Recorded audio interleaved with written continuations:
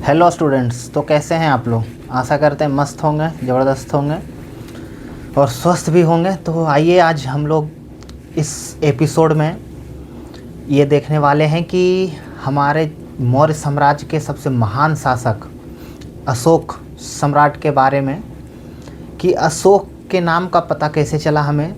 और अशोक के बारे में बहुत सारे नाम मिलते हैं, बहुत सारे जगह से अलग अलग नाम मिलते हैं।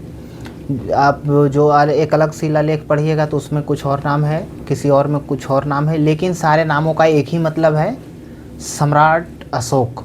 तो सम्राट अशोक के बारे में ही देखना है, उनके नाम को देखना है।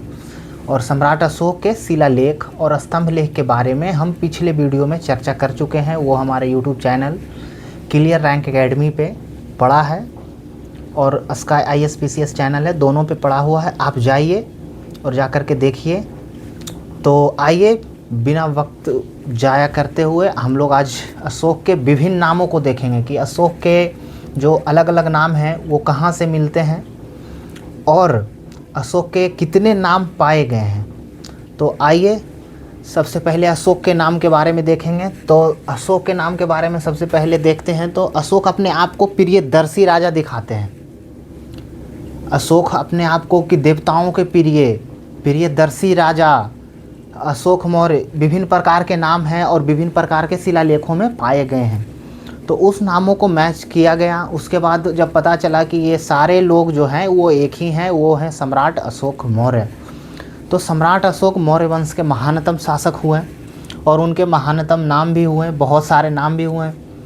तो आप देखिएगा कि उनके नाम किस किस अभिलेख से मिलते हैं। आज हम लोग इस वीडियो में यही चर्चा करेंगे, किस किस अभिलेख से उनके क्या क्या नाम मिलते हैं। और ये परीक्षा में बहुत इंपॉर्टेंट है, 1 नंबर 2 नंबर का सवाल हर एक एग्ज़ाम में रहता है कि अशोक के नाम, कौन से नाम किस अभिलेख में पाए गए हैं। तो आइए देखते हैं। सबसे पहले है गुर्जरा अभिलेख में अशोक का नाम देवनाम प्रिय है। मतलब अशोक अपने आप को गुर्जरा अभिलेख में क्या दिखाते कि अशोक अपने आप को दिखा रहे कि हम देवताओं के प्रिय हैं, देवताओं के प्रिय राजा हैं। कौन है अशोक। पुराणों में अशोक वर्धन लिखा गया है, पुराणों में भी अशोक के बारे में चर्चा है। तो पुराणों में अशोक का नाम अशोक वर्धन मिलता है। उसके बाद निठुर अभिलेख में राजा अशोक, कुछ कुछ अभिलेख हैं जिसमें अशोक के बारे में क्लियर लिखा हुआ है कि राजा अशोक हैं। अशोक के बारे में अशोक नाम ही लिखा हुआ है। कहीं कहीं प्रियदर्शी राजा अशोक वर्धन, देवनाम प्रिय रान्योशोक मिलता है। तो देखिए निठुर अभिलेख में राजा अशोक के बारे में है। और जूनागढ़ अभिलेख में अशोक मौर्य का नाम मिलता है, जो कि मौर्य वंश से कनेक्ट करता है। और जूनागढ़ अभिलेख में ही अशोक मौर्य मिलता है नाम।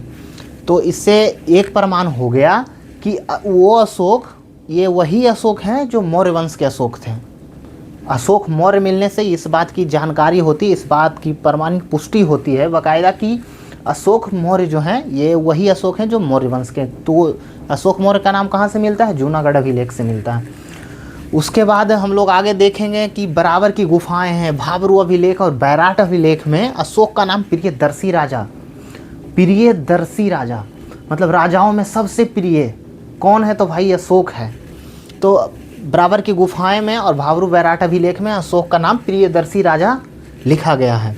उसके बाद मास्की और गुर्जरा में, मास्की अभिलेख में अशोक का नाम है, गुर्जरा में देवनाम प्रिय है। और कंगनहल्ली जो कि कर्नाटक में पड़ता है, वहाँ राजा का नाम राजा अशोक या रान्यो अशोक मिलता है।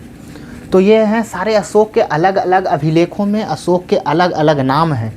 तो हम लोग एक बार देख लेते हैं बढ़िया से कि निठुर अभिलेख में राजा अशोक है। मास्की गुर्जरा में क्या है, देवनाम प्रिय है। गुर्जरा अभिलेख में देवनाम प्रिय।